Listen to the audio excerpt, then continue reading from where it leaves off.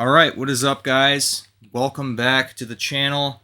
I'm going to be checking out the OXM disc number 47. Since I checked out a lot of the PlayStation demo discs, I figured it was only fair and only fitting that I now check out at least one of the Xbox magazine discs. So let's go ahead and check it out.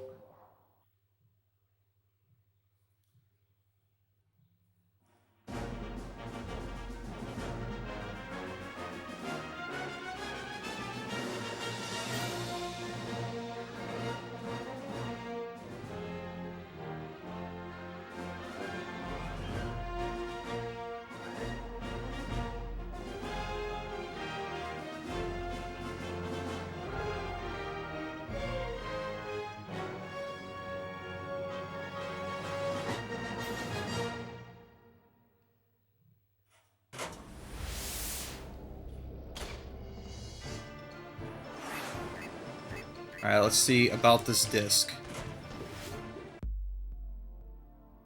So this came out in August of 2005.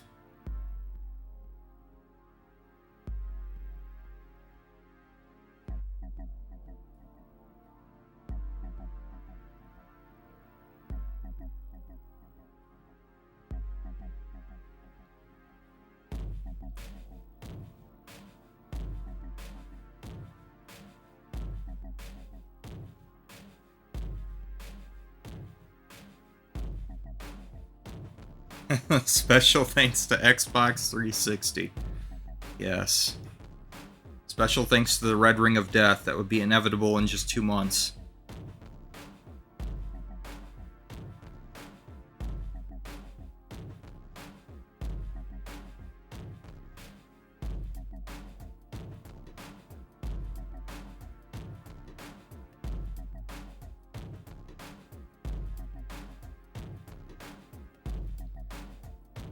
Hey, what's going on, Dark?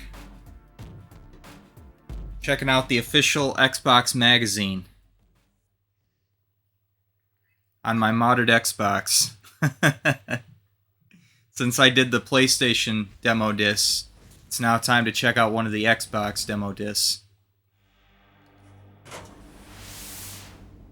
A battle raged at the end of the first tournament.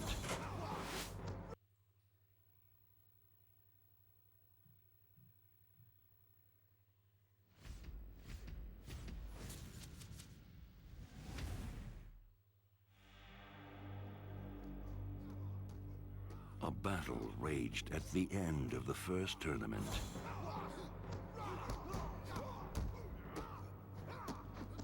Good versus evil, locked in mortal combat. The forces of Earthrealm were facing the greatest challenge. And they prevailed. The sorcerer, Shang Tsung, chose to run instead of accepting his defeat. Through a portal to Outworld, the horde of rogues escaped. The Thunder God assured the safety of his warriors. But the champion of Earthrealm and his most trusted ally were destined to take another path. Fighting together or independently, Liu Kang and Kung Lao struggled to face the threats of Outworld. Always resourceful, they never miss a chance to use their surroundings to dispatch an enemy. As their journey takes them deeper into the realm, they meet old friends. I think I remember playing this game at one point. I think me and a friend of mine played it on the PS2. Because this game looks really familiar. First, through the mastery of powerful weapons. Later, gaining mortality to deal with groups of enemies. And finally, unleashing the raw force of brutality. Mortal Kombat Shaolin Monks, coming fall 2005. This title not yet rated. Good stream Stacks did earlier. Yeah, it was really chill. Unusually chill for him. No matter what moves you, Progressive Direct is They got a progressive ad on here. for cars, boats, motorcycles, and whatever else you love to drive or ride. We're always focused on making things better and easier. Whether you're getting a quote or Wow, going back on does the this road, not look like visit it's progressive.com. so 2000s or what?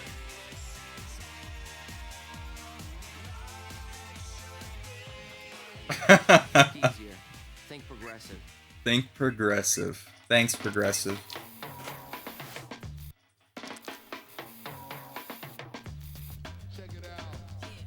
Oh my god, this just screams 2000s, man.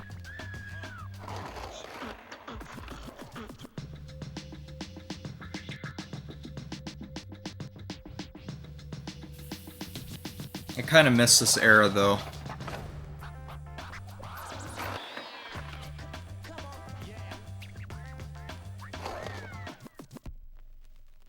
Before the woke era. Everybody was just chilling, hanging out, you know? No, that was actually for Vans, the gear company. This looks like, what the hell is this? This looks like High on Life. Tripping the Rift. Let me see the full thing of that. This July, through the timeless magic of animation, the sweet, the innocent, and the brave come alive as they truly are. Bitch, whore, slacker, wimp, thief. How about I order a couple of pizzas, get a keg of beer, and rent a bunch of porno? Tripping the Rift, a Sci-Fi Channel original series, July 27th at 10. That is so similar to High on Life. Confirmed, High on Life stole the idea from the Sci-Fi Channel. Gotta put our conspiracy theory hats on for that one. Holy shit. A battle raged at the end of the first tournament. Check out the features. King Kong, we got Forza Dev Diary, the original Forza Motorsport. Locked in mortal combat. Let's check out King Kong first. The game is very close to the movie in terms of emotion. We've been working a lot with Peter Jackson from the beginning. He really wanted us to be able to going deeper in this world because he's been creating a complete world around King Kong, and I think he wants the player to be immersed in this world, and he wanted us to play both on the human side, you know, through the eyes of a human. So that's why we have a FPS view when you are a human, and then you can see Jack Black in front of you, you know, talk to him, and that's quite funny. And Naomi Watts too. And in the same time, so when you are a human, you are the prey in this big island. Skull Island, it's full of predators. You are the prey. But when you play King Kong, you are the big king of the island. You know, you are the biggest predator of the island, and that is giving a kind of dynamic, very funny dynamic because you want to be Kong. You want to be, and then suddenly the game offers you the opportunity of being Kong and saving Anne, and that's interesting because it's creating this very powerful dynamic and different emotions and perceptions of the and vision of the same world. I think Peter Jackson is he knew that King Kong, there is something I would say subtle to express in King Kong. You know, it's the theme of Beauty and the Beast. You know, it's the big beast, but it's got heart, it's got a humanity, and I think he appreciated in Beyond Good and Evil, our previous game. He played this game. That's quite funny because during a meeting he said us that okay, he has played Beyond Good and Evil. He said that he thought that we could be able to express this humanity through sounds, musics, situations, and all these things. And so I think that's the main thing, the main collaboration. We're having this incredible conceptual art from Weta, and when we were in New Zealand on the sets, people were doing the trees and all these things using the same conceptual arts as the one we were using for the game, and it was quite funny because we really share these materials. I think we had two sources of inspiration: the movie itself, the main scenes in the movie. People, they want to retrieve these scenes. You've got mythic scenes, very important scenes that you want to retrieve in the game. But the game is, I would say, 10 times longer than the movie, maybe a bit less. But so we had to create new sequences, and then the source of inspiration is the world of Skull Island. You know, it's not just an island like that for a movie. Peter Jackson told us the story of this island centuries after. That's incredible. It's got, you know, this big history, the background, and all these things. So it's not just a movie, it's a world. I wanted to avoid every platform effects, every collectible. There's no interface. It's concrete. You can take things, you can burn them, throw them, spread the fire. You can take a spear, throw a spear to a creature and take it back while it's dying, and it's very concrete. You know, you don't carry tons of objects on you. Sounds very cinematic for the time. Realistic, you know. There's no interface. Once someone is suffering, you see that he's suffering, and you understand the state without the life bar.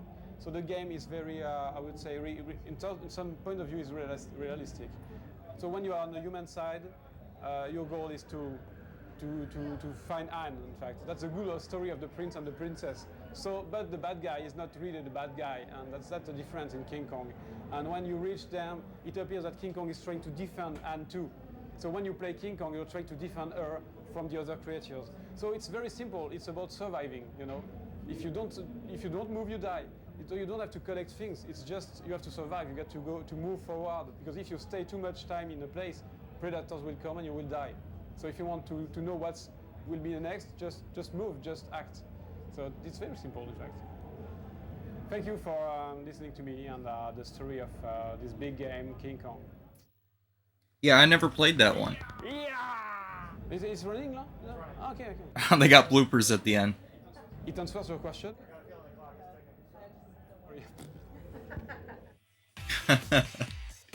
No matter what. Alright, so this is the Forza Dev Diary customization. For cars, boats, motors.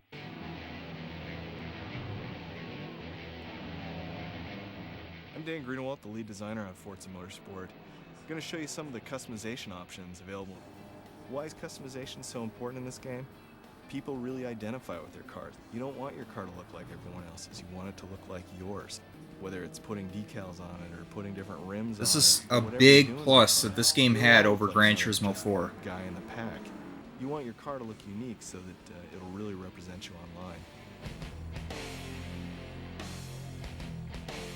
When we start off in Forza Motorsport, we've got this huge list of cars, and they're all customizable with real-world parts. You can do engine swaps, put on turbo kits, you can put on superchargers, and there are different advantages to each. You're going to choose parts based on how they look, based on how they perform, and this is also going to affect what performance class the car goes into.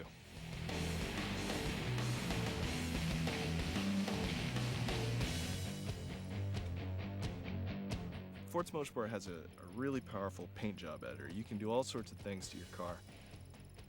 What this is a layered system. Because of this layered system, you can build basically anything you want. I've been amazed at what people have drawn already. What do I think about the new Forza Motorsport? I'm cautiously optimistic for it. Tool is the number of layers we have. There are 600 layers you can put on the car. One of the really cool parts about the paint shop are the different types of paint you can put on the car. But when you buy the car, you got your factory paint colors. But on top of that, you can put two-tone paint colors. These are paints that you might see at car shows that from different angles, the light changes. These aftermarket paint effects are offered on every car in the game. Car customization is really the future. It's the future of real-world car culture, and it's the future in racing games as well. In Forza Motorsport, you are what you race. It's kind of crazy seeing how ahead of the times they were when it comes to that kind of stuff.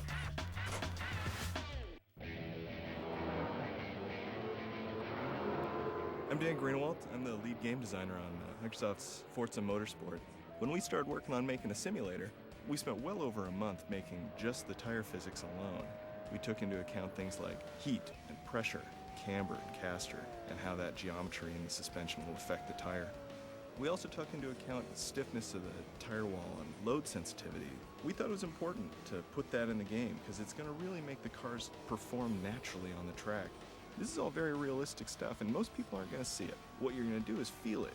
The suspension, the engines, the tires, all of this stuff plays directly into that. This really adds tremendous replay value because each car has its own path to mastery.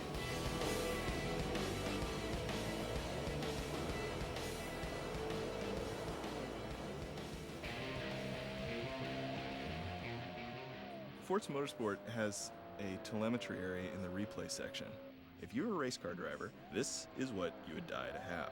And we put this in specifically so that players could learn more about their cars, they could diagnose tuning issues. You can also use this to diagnose your driving style. You can see how close you are to the peak and where the peak is. The red is how much friction there is. The blue is how much friction you're actually asking for from the tire. If the blue is beyond the red, then you're way beyond your peak. And if the blue is under the red, you're under your peak.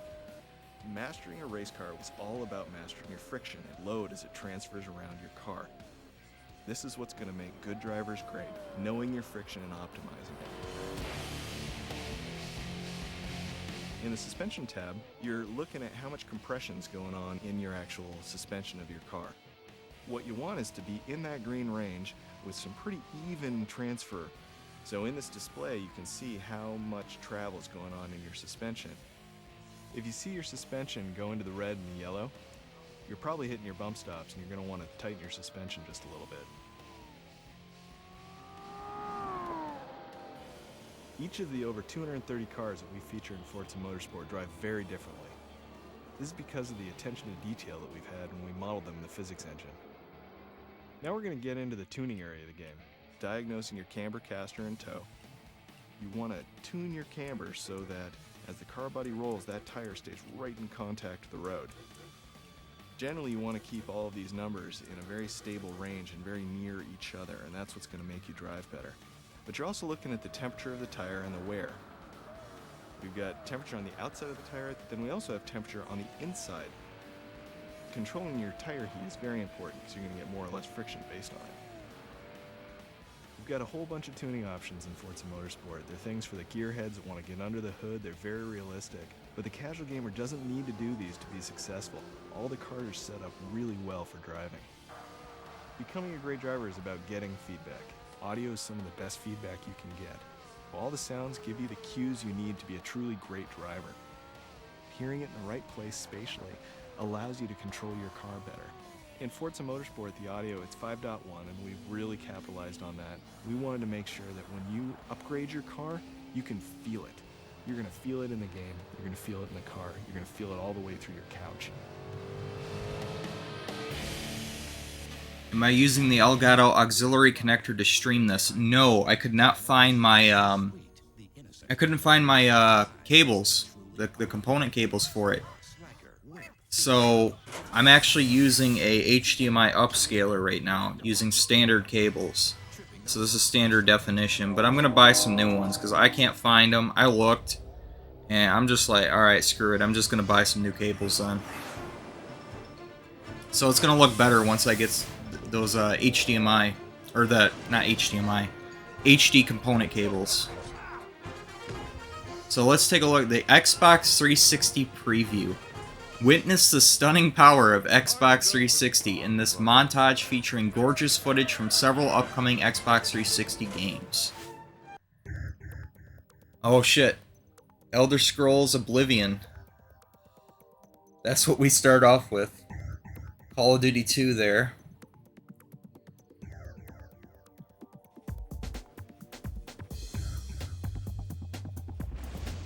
Gears of War. I think that was Flat Out, that other one. No, Full Auto. Yeah. Oh shit, Condemned, Criminal Origins.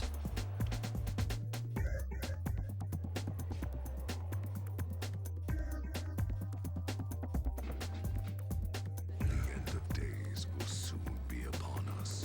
Some of the earliest development of Xbox 360 right here.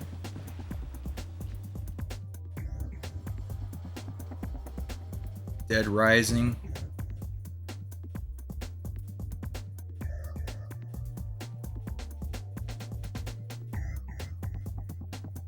Didn't that game get canceled? That fairy game or whatever?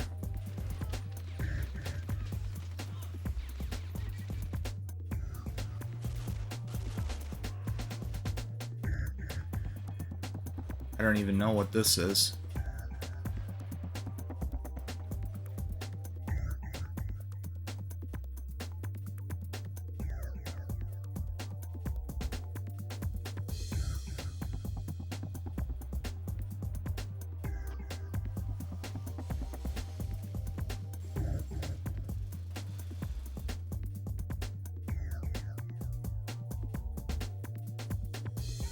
Need for Speed Most Wanted.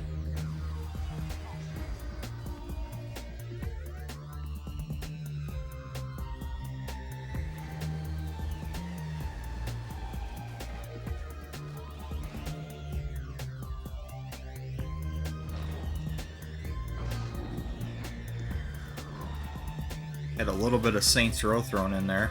Some Mass Effect.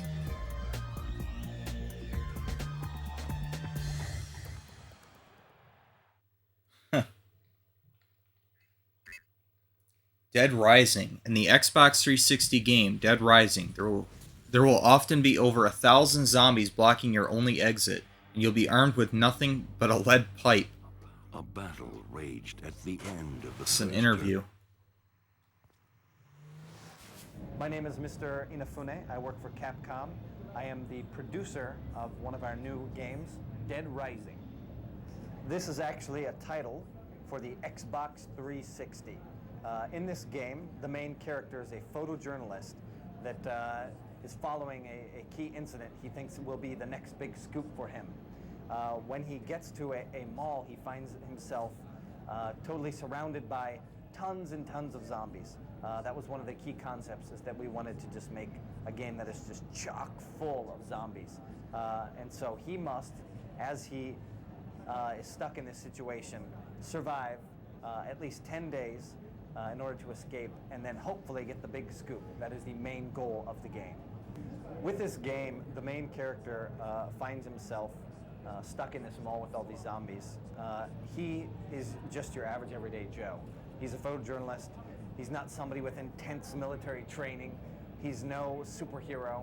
He only has his camera when he first arrives on the scene. So he has to search them all, find something that could be used for weapons, and then use those weapons to fight against the zombies. How you kill the zombies, what you choose to take as your weapons, is going to largely depend, or rather be limited on, the player's imagination. We were shooting for getting the most number of zombies on the screen that we could. Unfortunately, we right now only have alpha kits, and so that's only going to be about a third, a fourth of the power that the final units will actually have. So one of the biggest challenges was to take an alpha kit and make a game, or make a video, or rather for E3, that would represent what the final game would look like. And as you saw in the one scene at the end of the video, we have been able to achieve over 1,000 different enemies on the screen at one time. As this is a game that features zombies and it is by Capcom, it will invariably be compared to Resident Evil. Resident Evil itself is a great game that is based around sort of like total fear. It's got a sort of gothic touch to the graphics. And is got a main character that's just super cool. It's super dark. Whereas this game is totally in a different direction. What we wanted to create was a game that seemed real, i.e. the main character himself is nobody that looks cool. Matter of fact, one could even say he's ugly. So we did not want that sort of Hollywood super ultra fear to be the main concept. We wanted it to be how you can take this main average character, fight against these impossible odds, and beat them without any super cool Hollywood sort of moves. This is just your average everyday Joe trying to survive the situation he has been pitted against. So there's even sort of like a room for maybe some light comedic elements in the game itself, but it's definitely going to be totally in a different direction from what you have with Resident Evil. One area we were focusing on with this game is to try and give the player a lot of different scenes that could possibly occur. What we've done is kind of place an emphasis on the human dramatic element that occurs when people are stuck in these impossible circumstances, in this most likely a situation in which they are going to die. I personally feel that the zombies aren't the scariest things in this game. The scariest things in this game are going to be the people, because people, they have conscience, they have free will, they can act like your friend and then betray you. You do not know whether they are friend or foe. There's sort of an unknown element about human nature that we are going to play upon when we make this game. So this human drama that occurs in the game is going to be one key area. A lot of different characters you're going to see may have ulterior motives, they may not, but you as the player will have options of how you choose to interact with those characters. For example, the girl that you're leading. If she does trip, do you leave her there and save your own butt, pardon my French, or do you go back for her? Is there something to be gained by saving her? All of those are going to come down to have their own consequences, but they're going to be key choices that are offered to the player. That player has to decide how they want to take this main character and proceed through the game. For me as a person, or rather as a creator, I'm kind of, how should I put it, greedy. I want to make lots of different types of games with lots of different themes. Some for children, some based on history, some based on fantasy, some based on reality, some with zombies, some without zombies. I think probably a true creator has probably 100 different ideas in his mind, and of course he wants to pursue all of those ideas. Unfortunately, not everybody gets that opportunity. I am lucky enough to have had the chance to pursue a lot of my different ideas in the past. And with this game, what I wanted to do was make a zombie game. You know, we're Capcom, we're famous for Resident Evil games. I actually had a hand in one in the past. And so, therefore, this, I thought, was my chance to focus on a zombie game and try a new idea out for the first time. Right now, I'm currently in charge of overseeing all of the Capcom R&D projects. That in itself is a very busy task. So while I would love to work on every single one of those, I have to kind of focus where I'm going to put my time and energy now that I'm responsible for everything. This game happens to be the one that I want to focus on, put my time and energy into. Thank you very much for your time. I know it's going to be a wonderful game. I know it's going to be a fresh gameplay experience that I think everybody can look forward to. You can look forward to it sometime, hopefully near launch.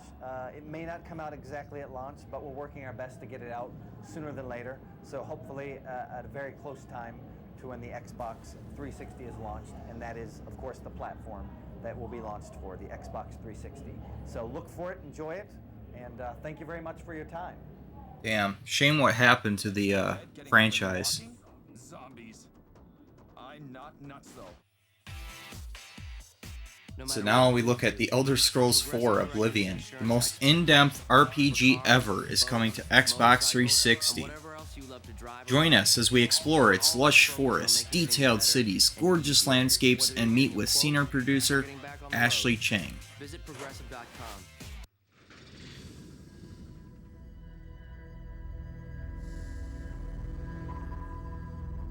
Bethesda Studios. Back in 2002, when we finished Morrowind, and we started thinking about the sequel, we decided that we wanted to go next gen right away. We were going to go think high, think big, and do it early.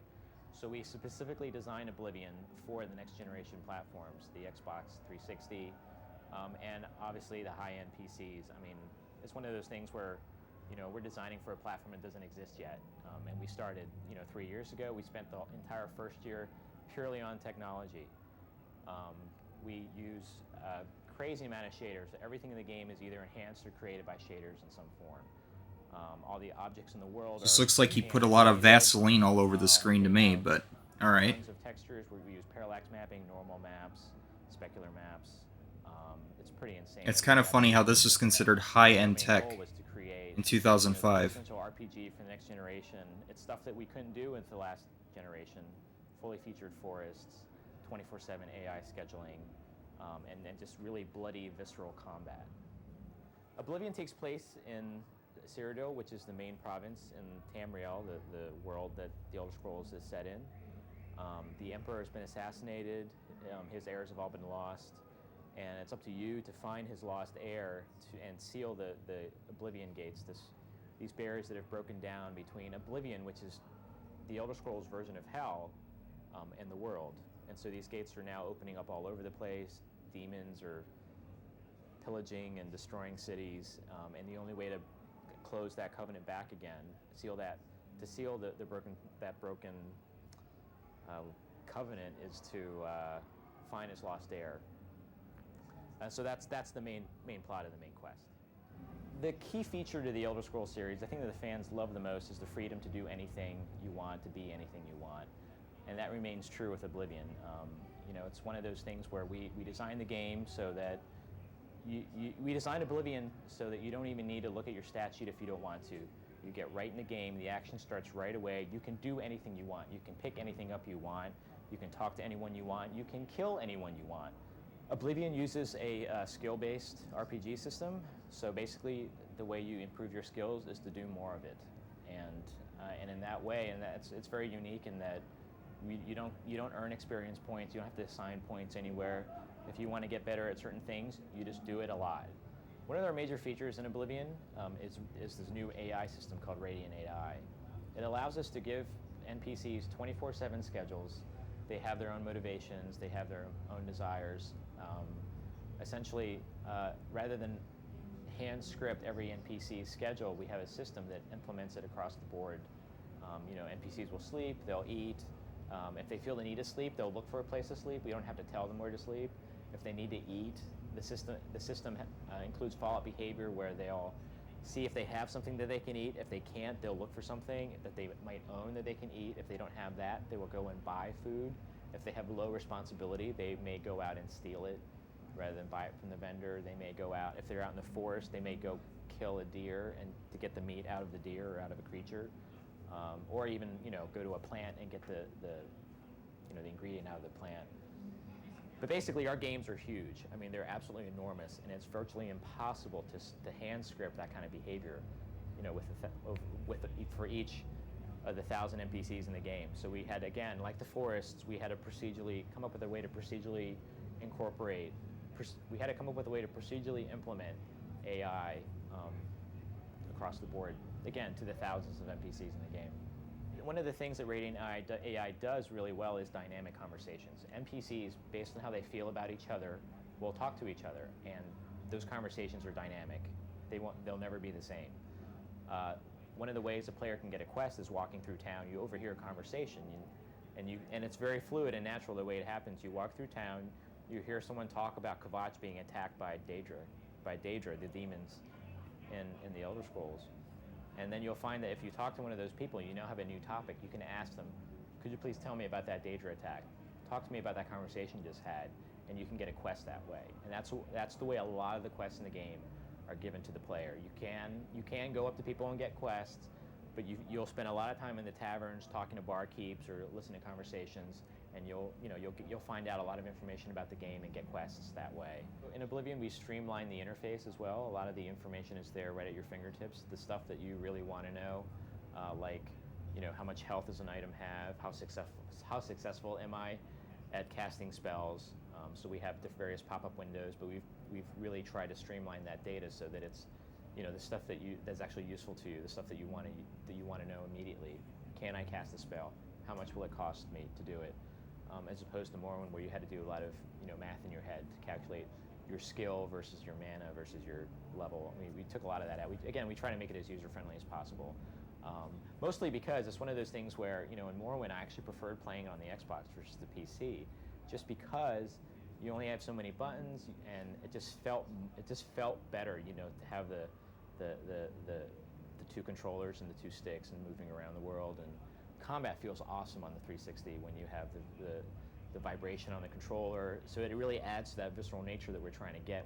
When somebody hits you, your controller shakes and you feel it, and your screen is shaking, and you feel like you've really been knocked over the head with a spike or with a weapon, and it feels just as good when you hit people back.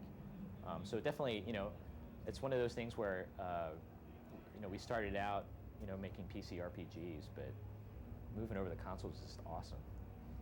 It's just much more relaxing. It's a lot more fun to play, and I play it on my big HD TV screen. I mean, so thanks for letting me tell you about Oblivion. I hope you all enjoy it, and please go out and buy it.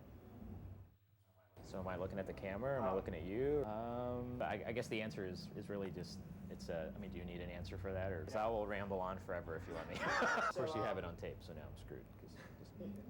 You're fired. That's right. I love how the guy said that you'll never hear the same conversation twice. Stop right there, criminal scum! Everything feels very natural. That's why they say the same thing 3,000 times. The amount of memes that have come out of Oblivion and their NPC dialogue is just on another level. Anyway, so it looks like that's it for all this stuff. So let's move on to the playable demos. So we got Battlefield 2 Modern Combat, Sid Meier's Pirates, and Darkwatch. Let's check out Battlefield 2. Prepare to experience the most intense Xbox Live military game yet. This demo throws you and your friends into a sprawling... Oh, I think this is online only, yeah? Thought maybe it'd be a single-player mission. This might be online only. Capcom Vancouver shut down back in 2017. Yeah, it sucks what happened with that. That's the way it is with the modern gaming landscape. Okay, you can watch a single-player movie. Alright, we're going to go ahead and do that then. Make one bad game and the whole studio collapses. That's the way it is. NATO objective is to take control of the bridge from occupying Chinese forces. Be aware of guards in the towers, guys. The physics on this game are really funny.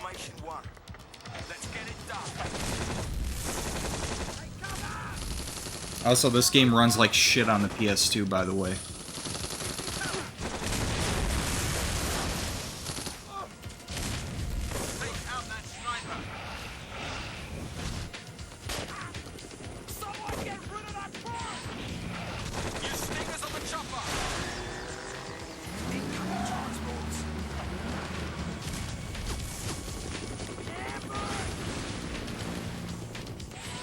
I'm kind of surprised they even got this game on the PS2, though.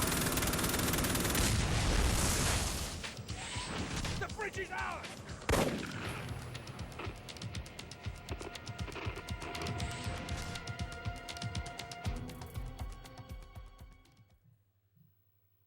Alright, so let's go ahead and exit that.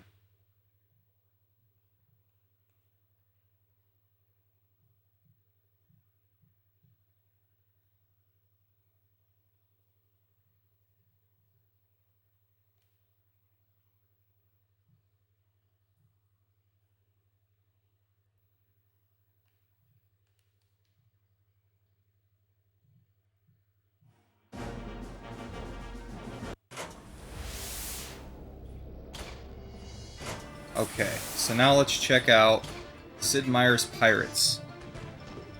Have at a sampling of the highly addictive sea battle mode in Sid Meier's Pirates.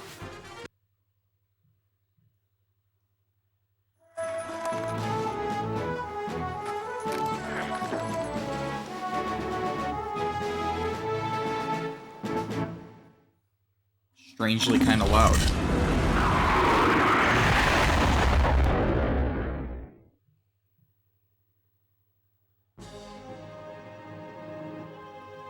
Alright, so this is a versus ship battles demo. You need multiple characters for the, or multiple, I think you need multiple people for this, though. Yep. Okay. Never mind, then. Damn, they don't even have, like, a bot that you can fight against? Like, why do they just assume you're gonna have somebody else there to play this with you? Like, oh, dude, I just got the latest edition of the Xbox Live magazine. Look, I got the new demo disc, dude. You wanna come over to my place? We can play Sid Meier's Pirates together. Like, do they really expect people to, like, do that? Or... I don't know. Anyway. So, Darkwatch. Welcome back to the seedy world of Darkwatch in this brand new playable demo. This time you get an all-new experience, including single and Xbox Live play modes.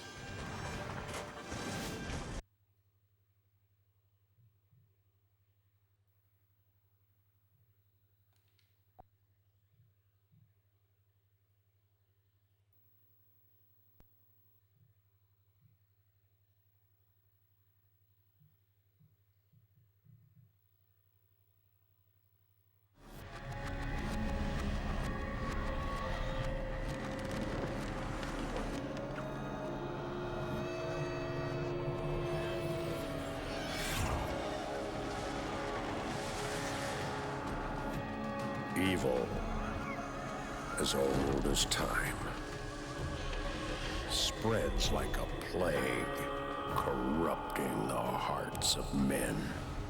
For millennia, there have been those who have stood against it, a secret organization to protect mankind. They are the front line in an unholy war. They are the Dark Watch.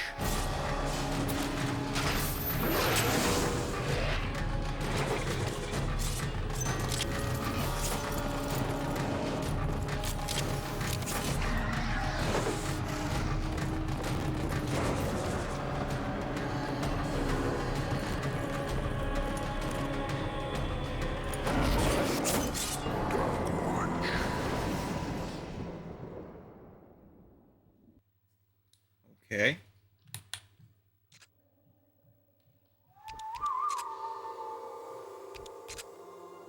Title's on.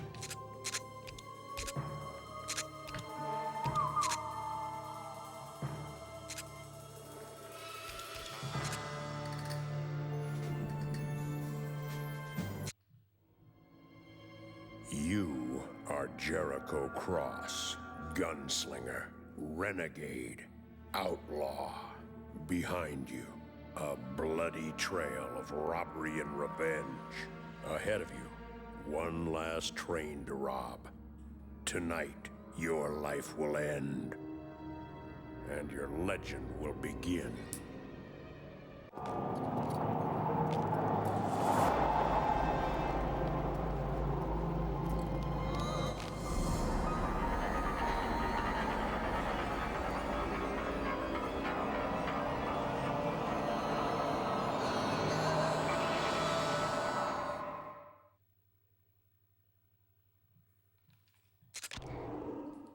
New power, Silver Bullet. Blood Frenzy. Kill things to release blood clouds, then absorb them to restore your health and fill your blood gauge. Summon the power display by using the black button. Cycle through available powers by using black button. When your blood gauge is full, your power display will glow. Unleash the selected power by using the white button. The duration of the power's effect is denoted by the pie slices that count down. Okay. This is bad. Looks like Lazarus' minions got here before we did.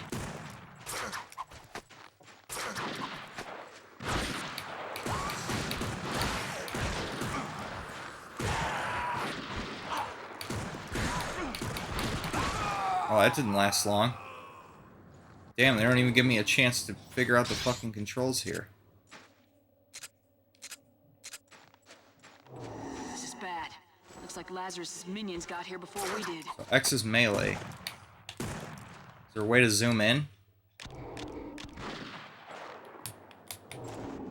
There we go. Got eagle vision here or some shit. How do you reload? B reloads, okay.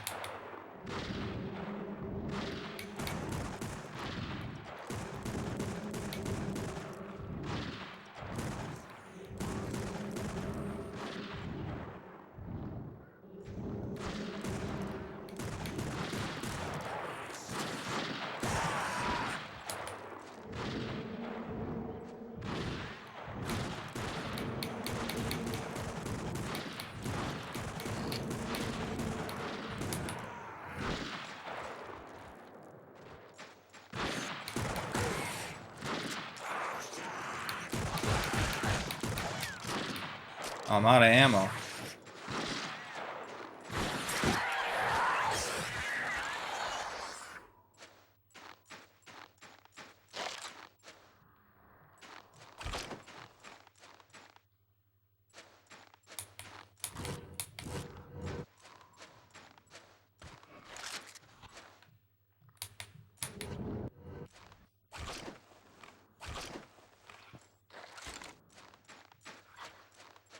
God, what happened here?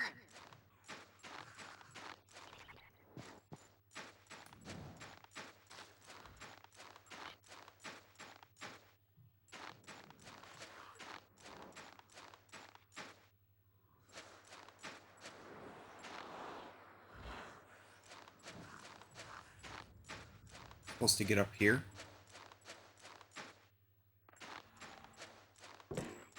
Here we go. Holy shit.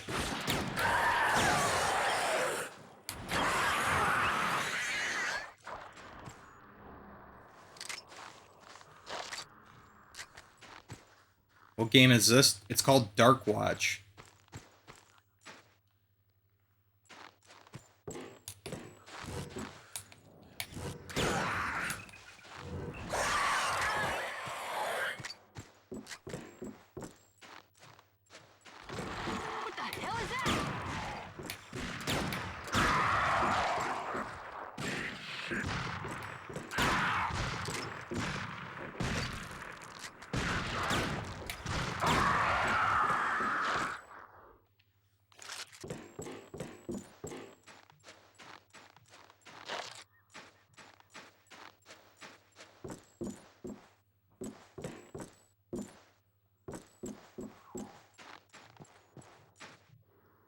Yeah, I've never played this before.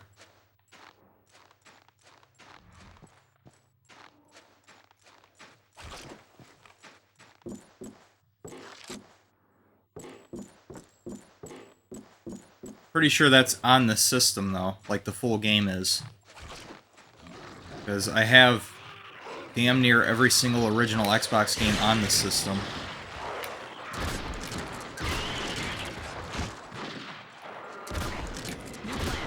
There should be a ghost store somewhere in the outpost. Find it.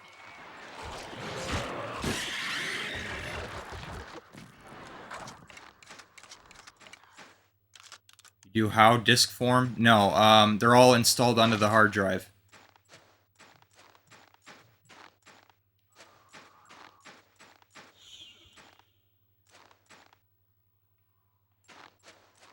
It's a custom hard drive, it's a custom system, everything about my system is custom. No, wait. Something's wrong. Alright, Cross. Just stay alive. And see if I can get this ghost door operational.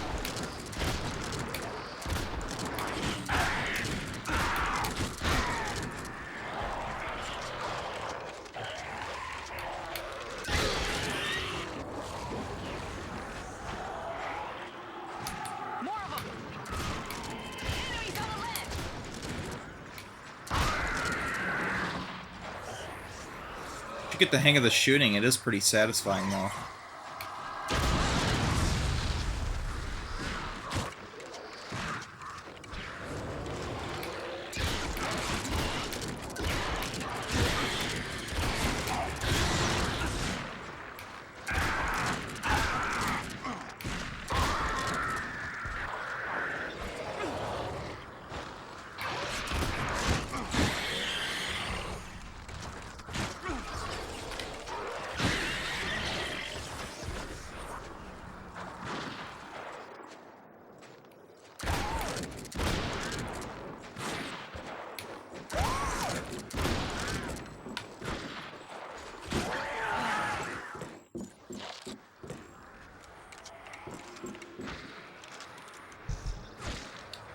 That's awesome. May have to get a modded Xbox by a trustworthy human. eBay has a lot of scammers.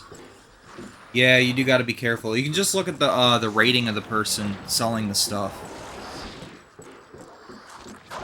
I mean, if they got like, you know, a 93%, then they're good. If they've got like no history, then you're taking a huge risk.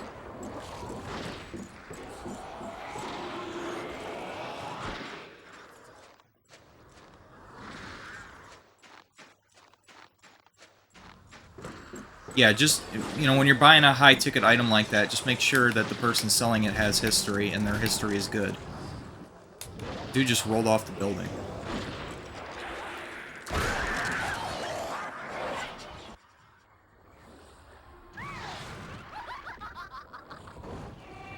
Banshees!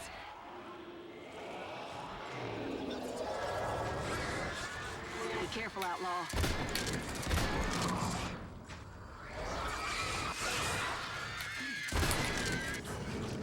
The hell does that do?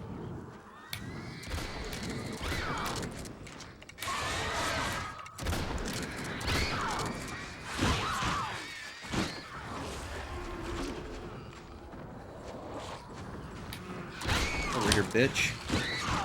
Right up the damn skirt. And I got one.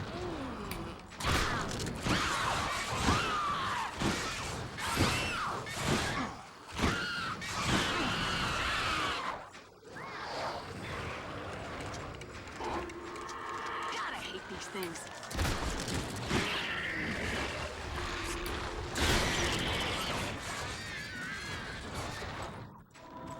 Come on, Jericho.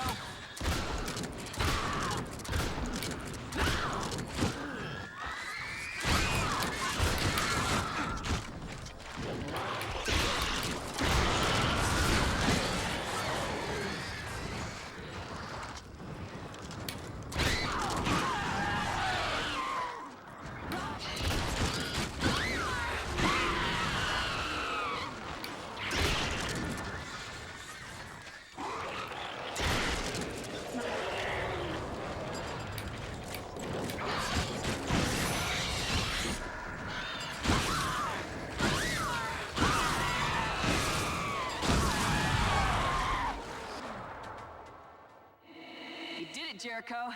Now use the ghost door. It'll take us right to the Darkwatch Citadel. I hope.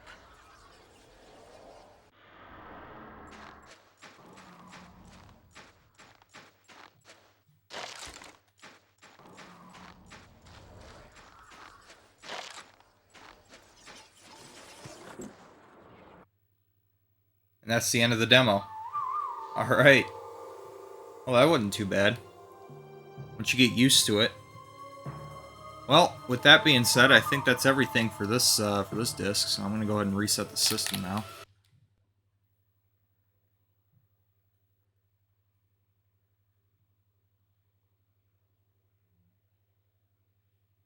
I will say too, it's nice being able to reset the console right from the right from your controller.